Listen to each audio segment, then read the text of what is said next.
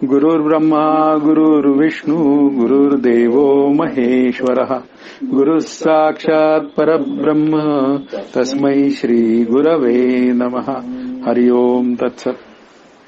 ज्ञानेश्वरी भावदर्शन श्री शंकर महाराज खंदारकर यांनी लिहिलेल्या टीकेचा आपण अभ्यास करीत आहोत आणि आज आपल्या 16व्या अध्यायाला अभ्यासाच्या सुरुवात होणार आहे. 16व्या अध्यायाचा अभ्यास करताना 16व्या अध्यायाची मध्यवर्ती कल्पना ही दैवी संपत्ती आणि आसुरी संपत्ती या दोन विचारांवर आधारित आहे. दैवी संपत्ती ही साधकाला कमावणं अत्यंत आवश्यक आहे आणि या दैवी संपत्तीच्या साहाय्यानेच अनुक्रमे ज्ञानरूपतेपर्यंतचा जो प्रवास आहे तो सोप्या पद्धतीने आपल्याला करायला एक मोकळा अवसर मिळू शकतो. हा मुख्य विचार या 16व्या अध्यायाच्या निमित्ताने आपल्या पुढे येणार आहे. 16व्या अध्यायाची सुरुवात सुद्धा श्री गुरूंच्या स्तवनाने झालेली आहे आणि या 16व्या अध्यायामध्ये श्री गुरु स्तवन हे मोठ्या उत्कृष्टपणे केलं गेलेलं आहे. इथे एक सूर्याचं रूपक आपल्यासमोर श्री ज्ञानदेवांनी मांडलेलं आहे आणि त्या सूर्याच्या रूपकाच्या निमित्ताने आपल्याला श्री गुरु ज्ञानदेवांचे श्री गुरु श्री निवृत्तीनाथ यांचा जो सगळा एक चित्रपट असं आपण म्हणूया किंवा त्यांचा जो आकृतीचा जो विचार आहे की श्री निवृत्तीनाथ कसे आहेत कसे होते असं आपण म्हणूया, तर ती जी काय आकृती आहे आपल्या डोळ्यासमोर ती उभी राहते आणि ती उभी राहिल्यानंतर मग आपल्याला आपले श्रीगुरु आणि श्री निवृत्तीनाथ या दोघांमध्ये काहीच फरक नाही असा एक आनंदाचा अत्यंत आतमध्ये अनुभव येऊन जातो आणि मग आपण असंही म्हणू शकतो की हे श्री निवृत्तीनाथांचं वर्णन चाललं आहे का आपल्या श्रीगुरूंचं चाललेलं आहे. अशा दोन्ही पद्धतीने अनेक पद्धतीने आपण जर का या आनंद रूपतेचा विचार केला तर मग हा 16वा अध्याय मला अत्यंत सुखावह ठरतो. 550 ओव्या आहेत पण त्या ओव्या एक एक अत्यंत महत्वाच्या आहेत आणि त्या ओव्यांच्या अभ्यासाला आता आपण सुरुवात करूया. पहिलीच ओवी प्रसिद्ध ओवी आहे. मावळवित विश्वाभासू नवल उदयला चंडांशू अद्वयाब्जिनी विकाशू वंदू आता. अशा पद्धतीने या ओवीला सुरुवात झालेली आहे आणि या ओवीचं जे अर्थ लिहिणं जे आहे ते श्री शंकर महाराजांनी अतिशय अप्रतिम लिहिलेलं आहे आणि त्या प्रत्येक ओळीचा न ओळीचा अभ्यास करणं हाच खरा आपल्या अभ्यासाचा एक उद्देश पण आहे. विश्व म्हणजे द्वैत आणि त्याचा आभास म्हणजे ज्ञानरूप प्रकाश या उभयांना मावळवीत प्रखर किरणे असलेला अद्वैत रूपी कमलिनीचा विकास करणारा आश्चर्यकारक गुरुरूपी सूर्य उदयाला आलेला आहे. त्या गुरुरूपी ज्ञान सूर्याला आता नमन करूया. म्हणजे श्री गुरु आणि सूर्य या दोघांचं आता काय झालेलं रूपक तयार करायला सुरुवात केलेली आहे आणि ज्यावेळी या सूर्याचा म्हणजे आपण म्हणूया भौतिक सूर्याचा प्रकाश जेव्हा पहाटेपासून म्हणजे 7-7:30 पासून जेव्हा त्याचा प्रकाश पुढे येतो तेव्हा मात्र काय होऊन जातं की तो जो अंधार आहे त्या अंधाराचा नाश होतो आणि अंधाराचा नाश होतो या शब्दाचा अर्थ अंधारामध्ये आपली एक बोलणी अशी असतात की मला काही दिसत नाही मला काही कळत नाही अशी तिथे बोलणी असतात. म्हणून इथे अंधाराचा जो नाश आहे तो सूर्याच्या प्रकाशातनं होतो. म्हणून इथे काय आहे त्या सूर्याचा प्रकाश जो आहे तो ज्ञानरूप प्रकाश आहे अशी एक बोलणी आपल्या समोर मांडलेली आहे. म्हणजे त्या सूर्याच्या प्रकाशाला त्या ज्ञानरूपतेचा प्रकाशाचा दर्जा दिलेला आहे. त्याच्या प्रकाशात मला ह्या सृष्टीतील सगळे पदार्थ कळायची व्यवस्था तयार होते. पण उभयतांना मावळवीत प्रखर किरणे असलेला आता हा सूर्याचा प्रकाश कसा आहे तर प्रखर किरणे असलेला आहे आणि त्याचं वर्णन प्रातःकाळ माध्यान्ह काळ अशा पद्धतीने सुद्धा श्री ज्ञानदेवांनी केलेलं आहे. माध्यान्ह काळचा सूर्य आता तो प्रखर आहे. प्रातःकाळचा सूर्य जो आहे तो सुखावह आहे. म्हणजे माध्यान्ह काळचा सुखावह नाही असा नाही अर्थ, पण काय आहे ती प्रखरता जी आहे ती मात्र काय करते मला त्या माध्यान्हच्या सूर्यकाळामध्ये ती जी प्रखरता आहे ती माझ्या अज्ञानाचा नाश करण्यासाठी फार उपयोगीची असते. म्हणजे त्या सूर्याचं येणं झालेलं आहे आणि तो येऊन तो काय झालेला आहे त्या माध्यान्हापर्यंत तो विसावलेला आहे आणि विसावलेला असल्यामुळे आपल्याला या दृश्य पसाऱ्याचा जो सगळा विचार आहे ना तो तिथे स्पष्ट होत जातो. म्हणजे माध्यान्हाच्या सूर्यापर्यंत तो विचार स्पष्ट होत जातं. तोपर्यंत जे पहाटे पहाटे उमलायच्या स्थितीत असलेलं जे कमळ असतं ते सूर्याच्या प्रकाशाबरोबर विकसित पावायला सुरुवात होते. तसंच ते कमळ जे आहे ते माध्यान्नी पूर्ण विकसित होतं. असंच काहीच श्रीगुरूंचं आहे. ज्ञानरूपी सूर्य जर का आपल्या अंतःकरणामध्ये उगम पावला, म्हणजे मला ज्ञानरूप असलेले श्रीगुरू माझ्या जीवनात आले आणि मी त्यांच्या चरणी जर का नतमस्तक झालो, तर मग माझ्या अज्ञानाची जी निवृत्ती आहे ती त्यांच्या प्रखर ज्ञानसूर्यापुढे होते. आणि ते ज्ञान विचार जे आहेत ते माध्यान्ह काळात अधिक बळकट होतात आणि ते ज्ञान माध्यान्ह काळाच्या समयामध्ये ते दृढ, अपरोक्ष आणि अपरिवर्तनीय होतं. प्रारंभीचा काळ जो आहे तो पहाटेचा काळ म्हणजे त्या सूर्य उगवल्याचा काळ आहे. आणि त्यानंतरचा जो मध्यान्हापर्यंत येणारा काळ जो आहे तो साधन करून एक सर्टन आपल्याला त्या कळण्याचा काळ आहे. पण या दोन्ही ठिकाणी आपल्याला श्री गुरुदेव अत्यंत समर्पक मार्गदर्शन करतात आणि त्या मार्गदर्शनामुळे अज्ञानाची जी निवृत्ती आहे ती कारणासह होऊन जाते. मुख्य विचार जो आहे ती अज्ञानाची निवृत्ती ही झोपेमध्ये जी होते ती तात्पुरती होते किंवा ध्यानामध्ये होते ती तात्पुरती होते. पण जेव्हा ती विचाराने म्हणजे आत्मविचाराने होते तेव्हा ती मात्र निवृत्ती ही कायमची होत असते. अशा पद्धतीने अज्ञानाची निवृत्ती ही कायमची करणं म्हणजे विचाराने करणं आणि त्या खऱ्या ज्ञानरूपतेचा अनुभव घेणं हे केवळ श्रीगुरूंच्यामुळे शक्य असतं. म्हणून त्यांना मी वंदन करतो. वंदू आता अद्वयाब्जिनी विकाशू वंदू आता म्हणजे अशा श्रीगुरूंना मी वंदन करतो असा हा या ओवीचा एक टोटल अर्थ आहे. आणि आता मात्र त्याचा बारीक जो अर्थ आहे जो आपल्याला अत्यंत साधनेच्या दृष्टीने महत्वाचा आहे तो अर्थ आपल्या पुढे मांडत आहे. हे एक रूपक आहे.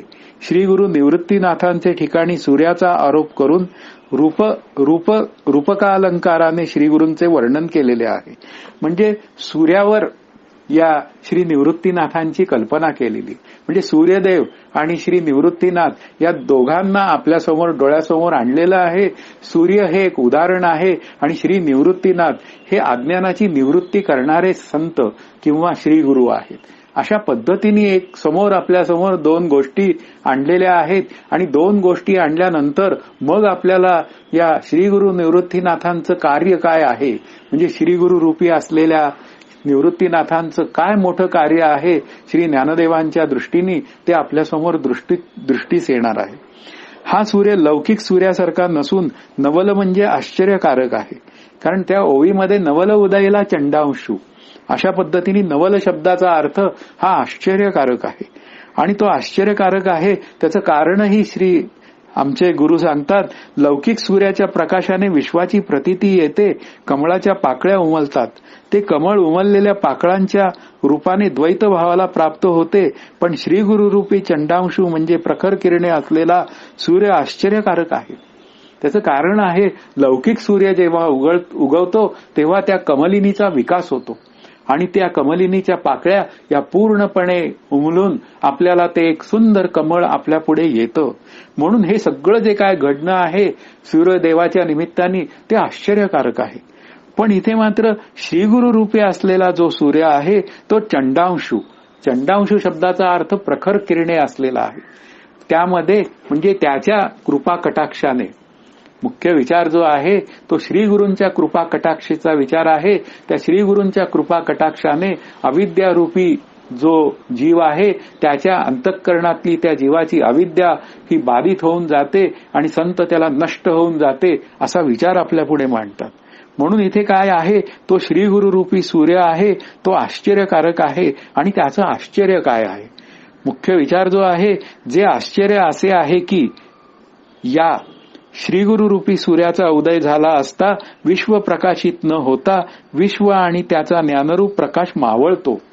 मुख्य विचार काय आहे मावळवित विश्वाभासू म्हणजे तो विश्वाभास जो आहे तो मावळतो. या शब्दाचा अर्थ हे विश्व जे मला सत्य रूपाने भासत असतं तो सत्यभास जो आहे तो या सूर्याचा म्हणजे श्रीगुरु रूपी सूर्याचा आपल्या अंतःकरणात प्रवेश झाला असता तो जो सत्यभाव जो आहे माझ्या अंतःकरणात असलेला तो सत्यभाव मात्र मावळून जातो. म्हणजे तिथे या दृश्य जगताविषयी एक मिथ्याभाव तयार होतो. म्हणून इथे एका ठिकाणी काही संतांनी एका ठिकाणी मांडलंय, मला त्या संतांचं नाव माहीत नाही, अदृश्य दर्शने संताची या. रवी दीप हिरा दाविती देखणे अदृश्य दर्शने संताची या. रवी दीप हिरा म्हणजे रवी दीप आणि हिरा या भौतिक प्रकाशामध्ये आपल्याला या भौतिक पदार्थांची ओळख होते. पण अदृश्य दर्शने संताची या अदृश्य शब्दाचा अर्थ असा आहे की जे 5 ज्ञानेंद्रिय आणि 6 प्रमाणांना कळत नाही ते ब्रह्मस्वरूप अदृश्य आहे. अदृश्य आहे, वास्तवात त्याचाच सगळीकडे आविष्कार आहे, पण ते काय आहे ते मला त्रिपुटीच्या स्वरूपात या दृश्य वस्तूंसारखं दिसत नाही. माझ्या 5 ज्ञानेंद्रियांना ते कळत नाही म्हणून ते अदृश्य आहे. आणि अशा अदृश्य ब्रह्मस्वरूपाचं जे विचारसरणी किंवा त्या अदृश्य ब्रह्मस्वरूपासंबंधी एका हद्दीपर्यंत बोलून अज्ञानाची निवृत्ती ते माझी करतात. म्हणजे या दृश्य पसाऱ्याला मावळवून टाकतात. आणि हा दृश्य प्रकाश जो किंवा दृश्य पसारा जो आहे तो जो सत्यत्वाने वाटत असतो तो मावळून जातो. आणि असा तो मावळून गेल्यानंतर माझं जीवन सफल होतं असा जो विचार आहे तो मांडतायत. कारण विश्व आणि त्याचे ज्ञान ब्रह्माचे ठिकाणी अध्यस्त असल्यामुळे अधिष्ठानभूत अद्वैत ब्रह्माचे आत्मत्वाने ज्ञान करून देणाऱ्या श्री गुरु सूर्याच्या उदयाने हे दोन्हीही मावळतात. मग काय मावळतं तर ते द्वैतही मावळतं. मुख्य जो विचार आहे की तो द्वैत पसारा जो आहे तोही मावळतो. आणि हे विश्व नावाचं जे पदार्थ मायासमोर दिसतो ती सत्यत्व भ्रांती जी असते ती सगळी मावळते. मग या विश्व आणि या विश्व पसाऱ्याला या संतांनी अध्यस्त असं नाव दिलंय. आणि अध्यस्त शब्दाचा अर्थ असा आहे की ते विश्व भ्रमात भासणारा पदार्थ व त्याचं ज्ञान अशा पद्धतीने माझ्या पुढे येतं. एके ठिकाणी अंगापै पंडुकुमरा श्री ज्ञानदेवांनी फार सुंदर ओवी लिहिली आहे. येता स्वरूपाची या घरा करीतसे आडवारा विश्वाभासतो. हा जो विश्वाभास आहे तो आपल्याला आनंदाकडे येताना तो आडवारा होतो. पण श्री गुरु मात्र या विश्वाभासाचा आडवारा जो आहे तो बाजूला करतात. म्हणजे या विश्वाविषयी ते मला त्याची संकल्पना त्या विश्वाची समजावून सांगतात की हे विश्व सत्सतासत विलक्षण अनिर्वचनीय मिथ्या आहे. ते कायमचं नाही, ते जन्माला येतं, काही काळ टिकतं आणि कालांतराने जातं. कदाचित तुझ्या शरीरापेक्षा त्याचं आयुष्य जास्त असेल. म्हणून काय आहे ते मिथ्याच आहे. शरीर जसं येतं काही काळ टिकतं आणि जातं त्या अर्थी ते सुद्धा मिथ्या आहे. तर मग हे विश्व मिथ्या का नाही? या विश्वाचाच एक भाग ते शरीर आहे. विश्व 5 महाभूतांनी बनलेलं आहे. शरीर 8-10 प्रकृतीचं आहे. म्हणजे दोन्हीकडची जी काय आपण क्वालिटी मॅटर जर का पाहिलं म्हणजे त्यातलं ती 5 महाभूतं तिथेही आहेत, ही 5 महाभूतं इथेही आहेत. मग असं जे काय आहे हे सगळं आपल्याला समजावून सांगणारे जे आहे हा विश्वाचा पसारा मिथ्या आहे हे समजावून सांगणारे श्री गुरु आहेत. म्हणून श्री गुरु रूपी सूर्योदय हा त्या प्रत्येकाच्या अंतःकरणात झाला पाहिजे आणि तो अनुग्रहाच्या निमित्ताने त्याचा उदय होतो. आणि मग श्री समर्थांचं एक वचन आहे की जेची क्षणी अनुग्रह केला तेची क्षणी मोक्ष प्राप्त झाला. फार सुंदर विचार आहे की ज्या क्षणी मी त्या श्री गुरूंच्या चरणी नतमस्तक होतो त्या क्षणी माझ्या आनंदाकडे जाण्याची व्यवस्था तयार होते. फक्त त्या व्यवस्थेमध्ये म्हणजे त्या श्री गुरु रूपी नावेमध्ये मी बसायची गरज आहे. आणि त्या नावेमध्ये जर मी बसलो आणि त्यांच्या म्हणण्याप्रमाणे मी त्यांच्या विचाराने जर का माझा प्रवास केला तर माझी अंतःकरण वृत्ती सुद्धा त्यांच्या इतकीच आनंदरूप होण्याची व्यवस्था आहे. म्हणूनच त्यांना आपणासारखे करीती तात्काळ नाही काळ वेळ तया लागी. परीस काय करतो लोखंडाचं सोनं करतो, परीस करू शकत नाही. म्हणून श्री गुरु कसे आहेत ते त्यांच्यासारखंच त्या शिष्याला करून टाकतात. म्हणून श्री गुरु रूपी सूर्य हा शिष्याच्या जीवनातला एक महत्वाचा टप्पा आहे. आणि या जीवनात जर मला ब्रह्मरूप करणारे श्री गुरु प्राप्त झाले असतील तर मी मात्र माझा अभ्यास अत्यंत निष्ठेने चालवण्याची गरज आहे. अन्यथा हा जन्म माझ्या बाजूनी वाया जाण्याची एक व्यवस्था होऊ शकते. म्हणून मी ब्रह्म आणि हे जगत ब्रह्म आहे अशी अद्वैत स्थिती प्राप्त होते. म्हणून आपल्याला बाधितानुवृत्तीचं जीवन जेव्हा श्री गुरु समजावून सांगतात तेव्हा बाधितानुवृत्तीच्या निमित्ताने मी आत्मा आहे असं ज्ञान मला होतं. आणि मग त्यानंतर श्री गुरु मला सांगतात की अरे आता तुला जे काय कळलेलं आहे ना ते सर्वांमध्ये पहा. आता याला म्हणायचं व्यापक ब्रह्माचा अनुभव. म्हणजे आत्माच ब्रह्मरूप आहे असा अनुभव जो आहे, म्हणजे ते जे कल्पित द्वैत आहे, मी आत्मा आहे याच्यामध्ये मी आणि आत्मा हे कल्पित द्वैत विरून जातं आणि आत्मा आणि ब्रह्म दोन्ही एकरूप आहे. याला शास्त्र भाषेत मुख्य समानाधिकरण असं म्हणतात. म्हणजे हे आत्मा आणि ब्रह्म हे एकाच अधिकरणातले आहेत, एकाच कुळातले आहेत असं आपण बोलूया. मग अशा पद्धतीने ते जे ऐक्य सिद्ध होतं ते केवळ श्री गुरु कृपेमुळे होतं. म्हणूनच श्री समर्थ म्हणतात सद्गुरुहून देव मोठा जयास वाटे तो करंटा. म्हणून सद्गुरु हे श्रेष्ठ आहेत. उद्या जर का पांडुरंग आणि समोर आले आणि माझे श्रीगुरु समोर आले तर निवड करायची वेळ आली, पांडुरंगाने अटच घातली की बाबा रे आता दोघं जण आम्ही तुझ्या पुढे आलेलो आहे तर आता तू निवड कर, तुला कोण हवेत याची निवड कर. तर मी श्रीगुरूंची निवड करणं अपेक्षित आहे, कारण श्रीगुरूंमध्ये पांडुरंग हा आपोआप येतो. पांडुरंग आपोआप श्रीगुरूंच्या मागे येतात, काळजी करायचं काही कारण नसतं. म्हणून श्रीगुरूंची निवड हा मोठा विचार आहे. असेच श्रीगुरु हे श्रेष्ठ असतात आणि त्यांचं स्थान हे शिष्याच्या अंतःकरणामध्ये अत्यंत श्रेष्ठ आहे. आणि ते स्थान श्री ज्ञानदेवांच्या अंतःकरणामध्ये श्री निवृत्तीनाथांच्या निमित्ताने होतं.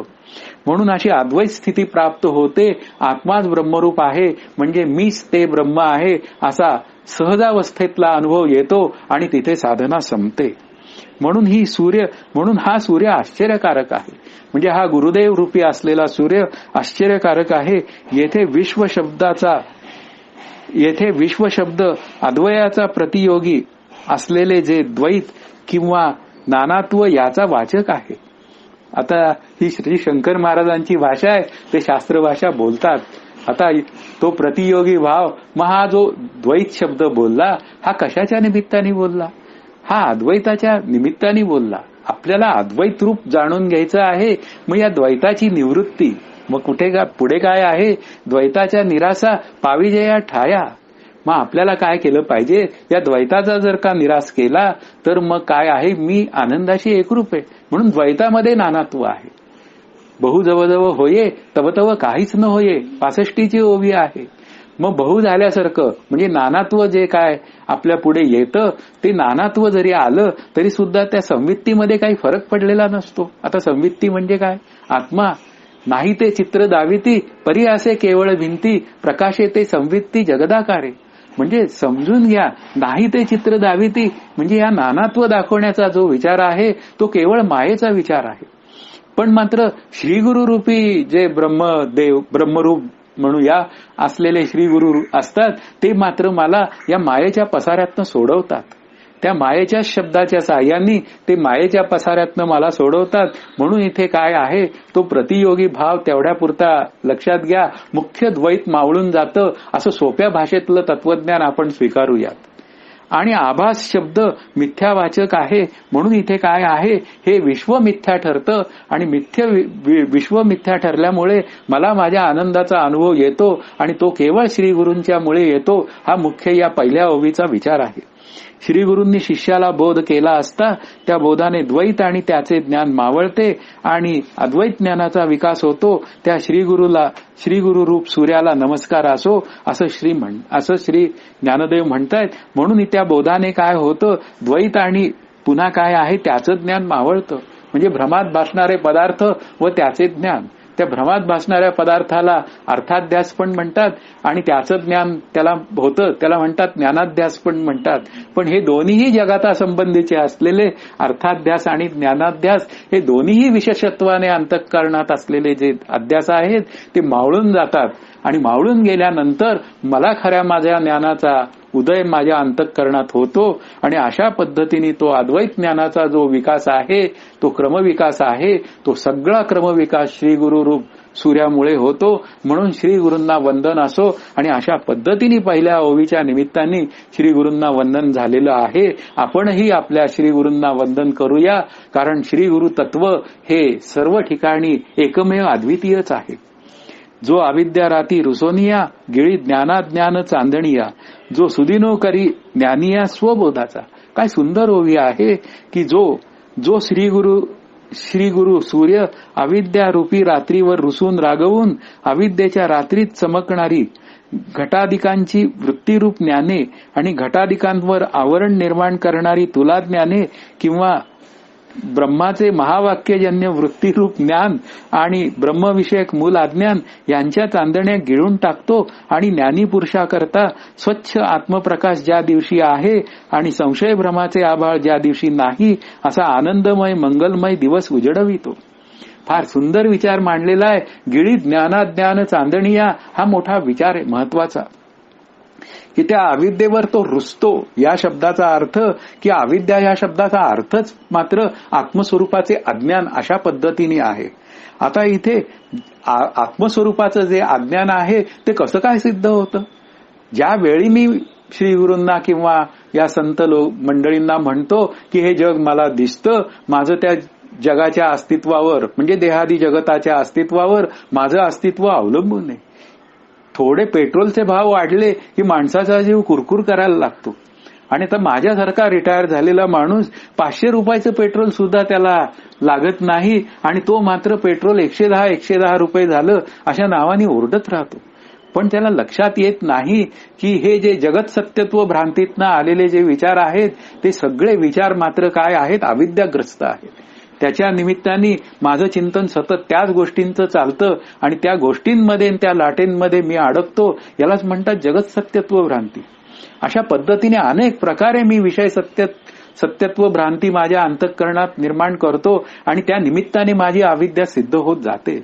मी माझ्या देहावर माझं अस्तित्व अवलंबून आहे असं म्हणतो आणि मी म्हणतो आज मला माझ्या मनाला बरं वाटत नाही. याचा अर्थच काय? मी म्हणजे मन आहे काय? आता मी म्हणजे मन नाही, कारण जे मी माझ्यापेक्षा वेगळं असतं ते माझं कसं असेल? ते मी कसं असेल? माझ्यापेक्षा वेगळे असतं ते मी कसं असेल? समोर दिसणारा जो म्हणूया प्रत्येक वस्तूचा जो विभाग आहे माझ्यासमोर आता दिसतोय तो मोबाईल माझा आहे. म्हणजे याचा अर्थ मी मोबाईलपेक्षा वेगळा आहे ना. म्हणजेच तो जो आत्मरूप मी आहे तो वेगळा आहे. मग त्या वेगळ्या आत्मरूप मीला ओळखायचं असेल तर ही अविद्या नावाचं तत्व जे आहे ते बाधित झालं पाहिजे. आणि अविद्या काय पद्धतीने बाधित करायची हे श्री गुरु सांगतात. म्हणून अविद्या राती रुसोनिया. अविद्या रातीवर म्हणजे त्या अविद्येच्या निमित्ताने मला काय होऊन जातं? ही चकाकणारी म्हणजे मुद्दा काय आहे? रात्रीत चमकणारी घटाधिकांची वृत्तीरूप ज्ञाने आणि घटाधिकांवर आवरण निर्माण करणारी तुला ज्ञाने. म्हणजे मुख्य विचार जो आहे की या अविद्या रात्रीमध्ये मला काय होऊन जातं? मला हे जगतातले पदार्थ सत्य वाटतात, स्वप्नातले पदार्थही सत्य वाटतात आणि त्या निमित्ताने मी भीतीग्रस्तही होतो. म्हणजे अशी जी काय तुला ज्ञान किंवा मुला ज्ञान नावाचा जो विचार आहे अविद्येच्या निमित्ताने मी देह, मी करता, मी भोगता, आता ही दोन्ही जी ज्ञानं आहेत ही सगळी वृत्तीरूप ज्ञानं आहेत. म्हणजे वृत्तीच्या स्तरावर होणारी ज्ञानं आहेत. ती केवळ ज्ञाता ज्ञान नेय या स्वरूपात ती माझ्या पुढे येतात. मग अशा पद्धतीने येतात आणि माझी अंतःकरण वृत्ती त्यांच्या पाठीमागे जाते आणि त्या विषयांमध्ये अडकते आणि मग पुन्हा काय होऊन जातं? मग ती विषयांमध्ये अडकून त्या विषयामध्ये अडकलेल्या वृत्तीची लाट तयार होते आणि लाट तयार झाल्यानंतर मग मला सुख आणि दुःखाचा अनुभव येतो. अशा पद्धतीने मला ती ही वृत्तीरूप ज्ञानं जी आहेत ती सगळी मला त्रास देतात. पण त्यांचा जर का आपल्याला बिमोड करायचा असेल तर मग काय केलं पाहिजे? महावाक्य वृत्तीरूप ज्ञान आणि ब्रह्मविषयक मूल अज्ञान यांच्या चांदण्या गिळून टाकतो अशा श्री गुरूंना मी शरण जावं पाहिजे. गिळी ज्ञानाज्ञान चांदणिया या शब्दाचा अर्थ ज्ञानाचंही खंडन आहे आणि पुन्हा अज्ञानाचंही खंडन आहे. आपण जर का अमृतानुभवात विचार केला तर तुम्ही मला प्रश्न विचाराल कधीतरी की अहो ज्ञानाचं खंडन कसं म्हणता? अहो ज्ञानाचं खंडन या शब्दाचा अर्थ महावाक्यजन्य श्रवणाने मी चिंतन मनन करून जेव्हा मला वृत्तीच्या स्तरावर मी आत्मा आहे असा आनंद होतो त्या वृत्तीरूप म्हणूया त्या वृत्तीरूप ज्ञानाचं खंडन हे ज्ञानखंडन आहे. म्हणून त्या वृत्तीरूप ज्ञानाचंही खंडन होतं. या शब्दाचा अर्थ ते ज्ञान सुद्धा मावळतं. गिळी ज्ञान अज्ञान चांदणिया ते श्री गुरु मला समजावून सांगतात की आता तुला जे कळालेलं आहे ना ज्ञानरूपता ती द्वैतातली आहे, तो मी सुद्धा त्याच्यामध्ये विसावला पाहिजे आणि यासाठी केवळ तुला सर्वांमध्ये ते ब्रह्मतत्व पाहायला शिकलं पाहिजे. मग ते पाहता पाहणे गेले दुरी, असं जे काय जनाबाई म्हणतात ते कळण्याची एक व्यवस्था तयार होते. म्हणून इथे काय आहे, हे जे ज्ञान आहे तेही गिळून टाकतं. मग हे जे काय अज्ञानाचा जो विचार आहे त्याचं काय करायचं. अज्ञान जे आहे ते केवळ जग सत्य वाटतं, हा आभास सत्य वाटतो, त्याच्यामध्ये या पद्धतीने माझ्या समोर येतो. म्हणून इथे गिळीत ज्ञान अज्ञान चांदणिया, अज्ञानाची निवृत्ती तर श्री गुरु मिथ्या ज्ञानाने करतातच, म्हणजे ते मिथ्यत्व समजावून सांगून ते करतातच, पण त्या निमित्ताने होणाऱ्या तत्सापेक्ष ज्ञानाची सुद्धा ते निवृत्ती करतात. म्हणून ते सर्वात श्रेष्ठ आहे. म्हणून इथे काय आहे, ज्या दिवशी त्या शिष्याच्या अंतःकरणामध्ये स्वच्छ आत्मप्रकाश उगवतो, या शब्दाचा अर्थ तो नित्य उगवलेलाच आहे, पण त्याला तो ज्या कारणांमुळे कळत नव्हता ती कारणं दूर होतात आणि त्याला मग लक्षात येतं की म्हणे तत्व ते मी आहे. अशा पद्धतीने त्याला ते आत्मस्वरूप कळतं आणि मग ते संशय भ्रमाचं जे आभाळ आहे ते दूर होऊन जातं. आता यालाच म्हणतात भ्रांतीचा निराश झाला. आणि अशा पद्धतीने भ्रांतीचा निराश झाल्यानंतर तो जो मंगलमय आनंदमय दिवस उगवतो तो केवळ श्री गुरूंच्या मुळे आहे. तो कुठल्याही माणसामुळे तो उगवून देण्याची व्यवस्था नाही. प्रत्यक्ष त्या पांडुरंगाला सुद्धा जर का एखाद्याचं कल्याण करायचं असेल तर त्याला सुद्धा श्री गुरूंच्या रूपात यावं लागतं. म्हणून त्या तुकाराम महाराजांनी म्हटलंय, कैसा माझ्या विठ्ठलाचा प्रेम भावो देव तोची गुरु होय. म्हणजे याचा अर्थ काय आहे, पांडुरंग प्रेममय आहेच, वादच नाही, पण त्यालाही मला समजावून सांगायचं असेल तर त्यालाही गुरुच्या स्वरूपात यावं लागतं. म्हणून पांडुरंगापेक्षाही गुरुची महती अधिक श्रेष्ठ आहे हे मला समजून घ्यावं लागेल. ज्या दिवशी ही महती कळेल त्या दिवशी मी मात्र साष्टांग दंडवत श्री गुरूंना करेल आणि मग सगळी माझी अंतःकरण वृत्ती म्हणजे बुद्धिवृत्ती त्यातले महत्वाची ती मी श्री गुरुचरणी गहाण टाकेल आणि मग मला माझ्या खऱ्या आनंदाचा लाभ होईल. म्हणून इथे आपल्याला श्री गुरूंकडे ही अंतःकरण वृत्ती गहाण टाकण्याशिवाय काही पर्याय नाहीये. जेणे विवळतीये सवळे लाहोनी आत्मज्ञानाचे डोळे सांडिती देहाहंतेची अविसाळे जीव पक्षी. ज्या श्रीगुरूंच्या प्रातःकालाच्या उदयाने जीवरूपी पक्षी ब्रह्मज्ञानाचे डोळे प्राप्त होऊन देहतादात्म्याची घरटी सोडून जातात. म्हणून काय आहे, हा प्रातःकाळी उगवलेला जो श्रीगुरु रूपी सूर्य आहे त्याच्या उदयाने हा जीवरूप पक्षी जो आहे तो सतत जे मीचं चिंतन करत असतो. विशेषत्वाने अज्ञानाच्या भ्रमामध्ये ते देहाचं चिंतन असतं, ते त्या मनाचं चिंतन असतं, ते माझ्यासारखा बुद्धिमान कोणी नाही या पद्धतीने असतं. चित्तामध्ये अनेक नको त्या या देहात्मक तादात्म्य संबंधित गोष्टी असतात आणि अहंकार तर माझा शिगेला पोचलेला असतो. माझ्यावर माझ्या घरातल्यांचं अवलंबून आहे म्हणून मी श्रेष्ठ आहे, तुम्ही माझं सतत कौतुक करत राहा, अशा पद्धतीने ते सगळं बोललं जातं. पण हे श्री गुरुरूपी सूर्य जेव्हा त्या जीवाच्या जीवनात येतात तेव्हा मात्र काय होऊन जातं, त्याला ज्ञानाचे डोळे प्राप्त होतात.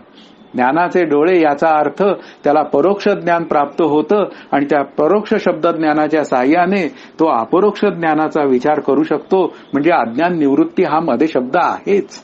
अशा अज्ञान निवृत्ती होऊन हे जे काय देहतादात्म्य नावाचा जो भाग आहे तो देहतादात्म्याशी असलेला जो विचार आहे तो त्या अंतःकरणातनं शिष्याच्या निघून जातो. म्हणून श्री गुरूंचं महत्व हे अबाधित आहे. देहतादात्म्य कोणी सांगितलं आणि त्याचं निघून गेलं हे शक्य नाहीये. त्या श्री गुरूंच्या शब्दाला वजन आहे, त्या श्री गुरूंच्या शब्दाला त्या परंपरेची धार आहे, त्या परंपरेचा आशीर्वाद आहे. म्हणून त्यांच्या शब्दांनी हे सगळं घडणं शक्य आहे. कोणी यावं आणि ज्ञानेश्वरी सांगेल, माझ्यासारखा चिंतन ज्ञानेश्वरीचं मांडेन, पण त्या निमित्ताने तुमचं देह तादात्म्य समोरच्यांचं जाईल हे अजिबात शक्य नाहीये. त्यासाठी श्रीगुरूंचाच विचार तिथे आला पाहिजे. म्हणून इथे काय आहे, अविद्याराती रुसोनिया ते केवळ श्रीगुरूंचंच काम आहे. तेच गिळी ज्ञान अज्ञान चांदणिया, म्हणून त्यांना शरण जाण्याशिवाय काही पर्याय नाही. केवळ आपल्याला आपलं शब्दज्ञान आणि आपली जी वागण्याची पद्धती आहे ती योग्य करण्यासाठी आपण एखाद्या दुसऱ्याचं चिंतन ऐकू शकतो, त्याला काही आडकाठी नाही. त्या निमित्ताने माझी अंतःकरण वृत्ती त्या ब्रह्मज्ञानाच्या विचारात राहू शकते, एवढा त्याचा फायदा आहे. याच्यापेक्षा त्याचा काही फायदा नाही. प्रथम श्रवण जे आहे ते केवळ श्री गुरुमुखातलं श्रवण आहे आणि द्वितीय श्रवण जे आहे ते केवळ त्याला अनुकूल असेल तर आहे, नाहीतर रामकृष्ण हरी म्हणावं, शेवटचंच एकदा पाया पडावं आणि तिथं परत कधी जाऊच नाही. अशा पद्धतीने हे श्री गुरूंचं महात्म्य हे अबाधित आहे, हे लक्षात ठेवावं लागेल. लिंगदेह कमळाचा, पोटी वेचतया चिद भ्रमराचा, बंदी मोक्षू जयाचा उदयला होय. ज्याचा उदय झाला असता पंचकर्मेंद्रिये, पंचप्राण, पंचज्ञानेंद्रिये, मन आणि बुद्धी या 17 पाकळ्या असलेल्या लिंगदेहरूपी कमळाच्या कोशात अज्ञानाने व विषय शक्तीने अडकून विचार, धर्म, नीती यांच्यापासून भ्रष्ट झालेल्या बुद्धीच्या नाशामुळे नाश पावणाऱ्या जीवरूपी भ्रमराचा बंधनातनं मोक्ष होतो. म्हणजे श्री गुरु काय करतात तर त्याला बंधनातनं सोडवतात आणि बंधनातनं सोडवतात याचा अर्थ ते काय सांगतात की अरे बंधन कल्पित आहे. बंधन काय झालेलं आहे ते लिंगदेहाच्या स्तरावर आहे, म्हणजे कल्पनेच्या स्तरावर आहे. इथे लिंगदेहाचे 15 आणि मनबुद्धी असे 17 भाग सांगितले. मग हा 17 पाकळ्या रूपी असलेला जो लिंगदेह आहे तो केवळ भ्रमानी, तो केवळ या जगत सत्यत्व भ्रांतीनी तो काय करतो, बंधनात पडतो. पण तो बंधनात पडल्यानंतर त्या बंधनातनं सुटका करणारे मात्र श्री गुरु आहेत. आणि हे बंधन कसलं आहे तर कल्पनेचं आहे. आणि त्या कल्पनेच्या बंधनातनं सोडायचं असेल तर त्याला एक आणखीन संवादी कल्पना सांगावी लागते. आणि ती संवादी कल्पना आहे ते शास्त्राचा विचार. आणि तो शास्त्राचा विचार श्रीगुरु मुखातनं ऐकला गेला तर तो त्या शिष्याच्या अंतःकरणावर जास्त छान ठसतो.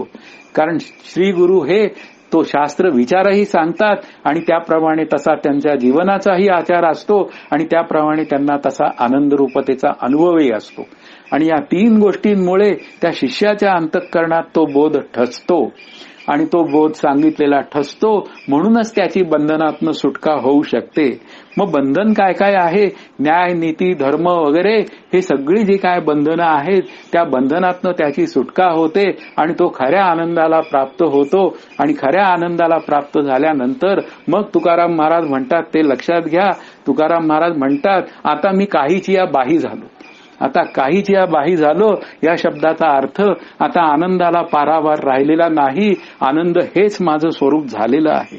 म्हणून इथे काय आहे, भ्रष्ट बुद्धी किंवा भ्रमित बुद्धी जी आहे की या जगताला, जी देहादी जगताला सत्यत्व देते, अंतःकरणादी जगताला सत्यत्व देते, त्या भ्रांतीतनं, त्या भ्रष्ट बुद्धीतनं माझी सुटका होते, हा विचार आपल्या पुढे मांडलेला आहे. म्हणून देह सत्य, जगत सत्य, भेद सत्य, नंतर विकार सत्य, बुद्धीचा भाग म्हणजे संघभ्रांती, या सगळ्या भ्रांतीतनं आपली ते सुटका करतात. ही सगळी बंधनं तयार करतात. या भ्रांती सगळ्या माझ्यावर बंधनं तयार करतात. पण मला श्री गुरु सांगतात की तू कसा आहे, तू हत्तीसारखा आहेस. समर्थांनी उत्तर दिलेलं आहे, हस्त बांधीजे उरण तंते. आता त्या हत्तीला जर कोळ्याच्या जाळ्यांनी बांधलं आणि तो हत्ती म्हणायला लागला मी बंधनात पडलो, तर काय करायचं, तो हत्ती केविलवाणा होऊन जातो. पण जेव्हा त्याला श्रीगुरु रूपी सूर्य त्याच्या जीवनात उगवतो आणि ते सांगतात त्या अरे तुझी शक्ती काय आहे, तुझ्याकडे काय अफाट विचार करण्याची शक्ती आहे, तर ती शक्ती त्याच्या अंतःकरणात उदय पावते श्रीगुरूंमुळे आणि तो आत्मविचाराला प्रारंभ करतो आणि तो बंधनातनं सहज सुटतो. आणि बंधनातनं सुटल्यावर तो म्हणतो की बंधन कधी असतं. मग त्याची विचारसरणी बदलते. मग बंधन काही आत्मयाला मानूची नाहीये, हे समर्थांचं जे म्हणणं आहे ते त्याच्या अंतःकरणात स्पष्टपणे कळून जातं. पण हे सगळं जे काय कळणं आहे केवळ श्रीगुरूंमुळे कळणं आहे, ते कोणाही दुसऱ्या कोणामुळे कळण्याची व्यवस्था नाही. पुढे आणखीन एक ओवी असं सांगते, 5वी ओवी, शब्दाची या आसकडी भेद नदीच्या दोही ठडी, आरडत विरह वेडी बुद्धी बोधू. दुर्बोध असलेल्या वेदशास्त्रांच्या अडचणीत किंवा भिन्न भिन्न मते सांगणाऱ्या चारवाक सांख्यादी दर्शनरूपी दुर्गमस्थानी असलेली बुद्धी आणि बोध हे भेदरूपी नदीच्या प्रवृत्ती निवृत्ती रूपी दोन्ही तीरांवर परस्परांच्या विरहाने वेडे होऊन पुनर्मिलनासाठी आतुर होऊन एकसारखे ओरडत असतात. बुद्धी ही आत्मसुखाचा बोध होण्याकरिता ओरडते. गुरुने केलेल्या आत्मबोध बुद्धीच्या सुखाकरिताच असतो. पण तो विषयासक्ती, जडत्व, कुतर्क, विषयपर्यास, दुराग्रह इत्यादी दोषांमुळे बुद्धीला कळत नाही, म्हणून तो बोध बुद्धीच्या मिलनासाठी ओरडतो. सारांश बुद्धी प्रपंचात राहते व बोध परमार्थात असतो. त्यामुळे एकेकांची भेट न झाल्यामुळे विरहाने दोघंही ओरडत असतात. थोडक्यात काय आहे, बुद्धीला बोध होण्याची व्यवस्था नाहीये. बुद्धी एका तीरावर आहे आणि बोध एका तीरावर आहे आणि मध्ये भवनदी आहे आणि त्या भवनदीमध्ये आहे आणि ती काय करायची, बुद्धी नावाच्या पक्षाला ती भवनदी पार करायची. आता ती भवनदी पार करायची असेल तर तिथे मात्र श्रीगुरु रूपीचा आपल्याला आश्रय असावा लागतो. आणि जेव्हा हा बोध दुर्बोध होतो त्याचं कारणच आहे की माझ्या अंतःकरणामध्ये ही जी पूर्व पक्षाची मतं आहेत ती ठसलेली असतात, ती मला काढून टाकावी लागतात आणि ती काढून टाकण्याचं काम हे श्रीगुरु करत असतात. म्हणूनच इथे काय आहे की हे भेदरूपी नदीचं जे काय पात्र आहे ना, ते प्रवृत्ती आणि निवृत्ती या दोन्ही विचारांनी भरलेलं आहे. आणि हे प्रवृत्ती आणि निवृत्तीचे विचार जर पूर्व पक्षी किंवा या वेदांमधले जे काय खरे विचार जे सांगितलेले आहेत ते जर कळत नसतील माझ्या स्वतःच्या विचारांमुळे, तर मग मी श्रीगुरूंना शरण जावं. म्हणून इथे काय आहे की बुद्धी आणि बोध म्हणजे बुद्धी सतत काय करत असते, ती ओरडत असते आणि ती बोध होण्याकरता ती सतत ओरडत असते. म्हणून ती आत्मसुखाचा बोध होण्यासाठी सतत धडपडत असते. त्या साखरे महाराजांनी वस्तुनिर्देश मंगल करताना फार सुंदर विचार मांडलेला आहे. बुद्धी जाणे न जाणे तो अपार शुद्ध परमात्मा मी असे, मीची असे. बुद्धी जाणे न जाणे म्हणजे बुद्धी जाणते पण आणि बुद्धी जाणत पण नाही. आता ही जी अशी विषयासक्त बुद्धी जी आहे, कुतर्क करणारी बुद्धी आहे, दुराग्रह करणारी बुद्धी आहे, ती न जाणे, तिला कळण्याचं काही कारणच नाही, कारण त्या बुद्धीने त्या आत्मस्वरूपाचा विचारच केलेला नसतो. मग कोणती बुद्धी आत्मस्वरूपाचा विचार करू शकते? ती बुद्धी दे रघुनायका म्हणणारी बुद्धी आहे. समर्थ रघुनायकाला बुद्धी का मागतात? त्याचं कारण आहे मला आत्मस्वरूप जाणण्यासाठी असलेली जी शास्त्र बुद्धी आहे ती मला मिळू दे. आणि बुद्धी दे रघुनायका हे ते रघुनाथाला मानतायत आणि रघुनाथ हे त्यांचे श्रीगुरु आहेत. हा विचार लक्षात घ्या. ते श्रीगुरूंना मानतायत, फक्त आपल्यासमोर म्हणताना रघुनायक म्हणतायत, वास्तवात त्यांनी श्रीगुरु रूपी रघुनायकाला बुद्धीची मागणी केलेली आहे. श्रीगुरु समर्थांना ती होतीच. मी श्रीगुरु समर्थांनाही म्हणतो आणि रामालाही म्हणतो, काही मला अडचण नाही. अशा पद्धतीने दोघांनाही होती. पण काय आहे, या बुद्धीचा विचार आहे. ही बुद्धी जी आहे ती बुद्धी जर का भ्रमयुक्त असेल तर ती बुद्धी आत्मस्वरूपाला जाणू शकत नाही. आणि मग आणखीन त्यानंतरही पुन्हा एक बुद्धी न जाणे हा विचार आहे. आणि तोही विचार आपल्याला करावा लागेल की समजा ती द्वैत बुद्धीने त्या आत्मस्वरूपाला जाणलं वृत्तीच्या स्तरावर, मी आत्मा आहे, ते सुद्धा जाणणं अलीकडचं आहे. आणि खऱ्या अर्थाने जाणायचं असेल तर ती बुद्धी त्या बोधरूपामध्ये म्हणजे आत्मस्वरूपामध्ये विलीन झाली पाहिजे. ती विचाराने होते आणि तो आत्मविचार मात्र सांगणारे श्रीगुरु आहे. आपल्याला लक्षात घ्या. म्हणून ही सतत ओरडणारी जी बुद्धी आहे तिचं ओरडणं जर का बंद करायचं असेल तर आपल्याला त्या श्रीगुरूंच्या चरणी आपली बुद्धी गहाण ठेवली पाहिजे. आणि ती बुद्धी जर गहाण ठेवली तर मग काय आहे, त्यांचे शब्द मला माझ्या आनंदाकडे घेऊन जाण्यास अत्यंत समर्थ आहेत. सारांश बुद्धी प्रपंचात राहते तेव्हा व बोध परमार्थात असतो. मग आता ही बुद्धी प्रपंचिक बुद्धी जी आहे, सत्यत्व धरून बसलेली बुद्धी आहे, तिला आत्मज्ञान होण्याचा कुठलाही विचार तिथे नाही. म्हणून त्या बुद्धीला काय केलं पाहिजे, बुद्धिनिश्चय आत्मज्ञान. त्या बुद्धीमध्ये आत्मविचार ठसवला पाहिजे आणि तो ठसवणारा जो आत्मबोध आहे तो परमार्थाच विचाराचा भाग आहे. म्हणून बोध परमार्थात राहतो आणि तो परमार्थ बोध होण्यासाठी आपल्याला त्या श्रीगुरूंशिवाय पर्याय नाही. म्हणून बुद्धी आणि बोध यांची भेट होण्याची कुठेही व्यवस्था नाही. कारण बुद्धी जड अचेतन आहे आणि बोध मात्र कसा आहे, तो चेतन आहे.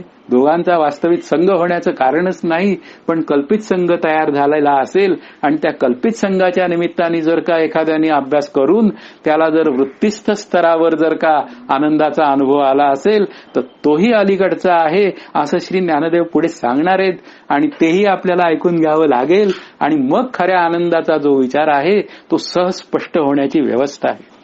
तया चक्रवाकांचे मिथुन सामरस्याचे समाधान भोगवी जे चिद गगन भुवन दिवा. त्या बुद्धी बोधरूपी चक्र वाक पक्षाच्या जोडप्याला ऐक्याचे समाधान सुख जो भोगवितो, बुद्धीची आणि बोधाची भेट करवून देतो, तसेच जो गुरुसूर्य चैतन्य रूपी आकाशाच्या घरात लावलेला जणू दिवाच आहे. म्हणजे चक्रवाक पक्षी जो आहे त्या जोडप्यांचं ऐक्य करून देतो, तसंच या बुद्धीचे आणि बोधाची भेट घडवून देतो. बाधितानुवृत्तीने हा बोध सिद्ध होतो. म्हणजे याचा अर्थ काय झाला, आधी वृत्तीच्या स्तरावर बोध सिद्ध होतो आणि त्यानंतर बोधाला सहजता येते. आता हे काम कोण करतं? हे काम केवळ श्री गुरु करू शकतात. म्हणून आपल्या अभ्यासाला श्री ज्ञानदेव सांगतायत. आणि कसं सांगतायत तर परोपरीने सांगतायत. आणि परोपरीने काय सांगतायत की एक श्री गुरु रूपी जो दिवा आहे तोच त्या अज्ञानाची निवृत्ती करू शकतो. म्हणून श्री गुरूंना शरण जा. आणि श्री गुरूंना शरण गेल्याशिवाय आत्मज्ञानाची पहाट ही उगवण्याची कुठेही व्यवस्था नाही. म्हणून पुढची ओवी आता आपल्याला असं सांगते, जेणे पाहलिये पहाटे भेदाची चोरळी फिटे, रिगती आत्मानुभव वाटे पांथिक योगी. ज्याच्या उदयाने उजाडलेल्या पहाटे जीव जीव जड जड, जीव जड जीव ईश्वर, जड ईश्वर यांच्यातील परस्पर भेदांची चोरवेळ संपते व परमार्थ मार्गातील प्रवासी साधक आत्मानुभवाच्या वाटेला निर्भयपणाने लागतात. श्रीगुरूंमुळे हे कार्य घडतं. आणि इथे मात्र यांनी सांगितलंय श्रीगुरू नक्की काय करतात ते जीव जीवातला भेद कल्पित आहे असं समजावून सांगतात. आता दोन जीव आहेत, मग दोन जीवाचं अधिष्ठान काय आहे ते आत्मतत्वच आहे. मग त्या अधिष्ठानाचा विचार करा असं श्री गुरु सांगतात. त्या दोन जीवांच्या उपाधींचा विचार करू नका. उपाधीच्या निराशा पाविजया ठाया. या दोन जीवातला जीवातला भेद संपवायचा असेल तर मला काय केलं पाहिजे? मला त्या अधिष्ठानाची नजर कमवली पाहिजे किंवा त्या अधिष्ठानालाच हरिरूपाने प्रगट होणारी जी विठ्ठल मूर्ती आहे तीच श्री गुरु मूर्ती आहे असा जर निर्णय केला तर मग जे जे देखी जे भूत ते ते जाणी जे भगवंत हा विचार मला मनात करावा लागेल. भक्त तसा विचार करतात. ज्ञानरूपतेने शब्दांच्या स्तरावर विचार करणारा तर प्रत्येक जीवाचं अधिष्ठान ब्रह्म आहे, माझंही अधिष्ठान ब्रह्म आहे. म्हणून कोण्याही जीवाचा न घडो मत्सर वर्म सर्वेश्वर पूजनाचे. अशा पद्धतीने पूजा होते.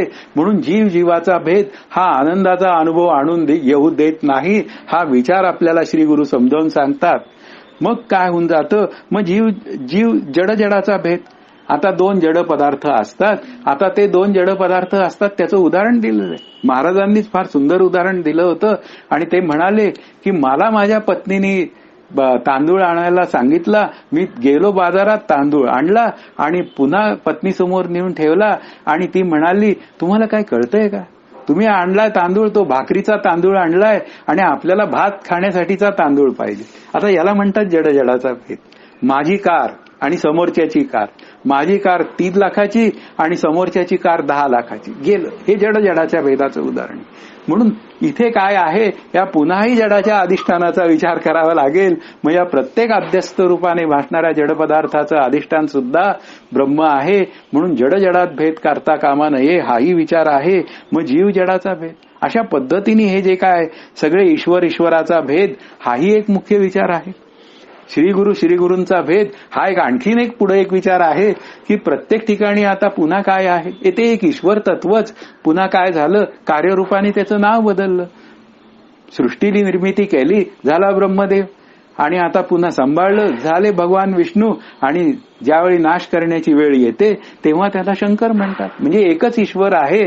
मग काय आहे, त्या एकाच ईश्वराची पूजा मी केली म्हणजे मी भगवान शंकराची उपासना केली म्हणजे ती विठ्ठलाची आणि सगळ्यांची होते. म्हणून ईश्वरात भेद पाहण्याचं काहीच कारण नाही. म्हणून या भेदांची चोरवेळ जे संपवतात ते श्रीगुरु असतात. आणि अशी जी भेदांची चोरवेळ जेव्हा संपते तेव्हा तो आत्मस्वरूपाच्या वाटेवर चालणारा जो पांथिक म्हणजे साधक आहे तो साधक अत्यंत निर्भयपणे त्याची वाटचाल करू शकतो. म्हणून त्याला जर त्याच्या अभ्यासाची म्हणजे शिष्याला जर शिष्याच्या अभ्यासाची वाटचाल अत्यंत सहजतेने आणि अत्यंत निर्धोकपणे करायची असेल तर ती मात्र कशी झाली पाहिजे, ती श्रीगुरूंच्या पाठीमागे जाऊन झाली पाहिजे. आपण कसं पाहिजे, जसा लक्ष्मण हा अनुचर होता म्हणजे तो रामाच्या पाठीमागे कायम चालला, पुढे कधीच गेला नाही.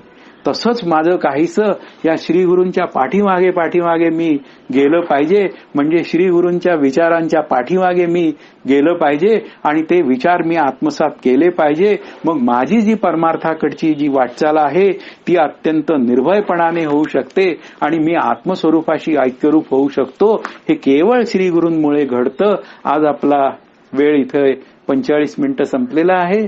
तर आज इथे आपण थांबूया. जय जय रघुवीर समर्थ.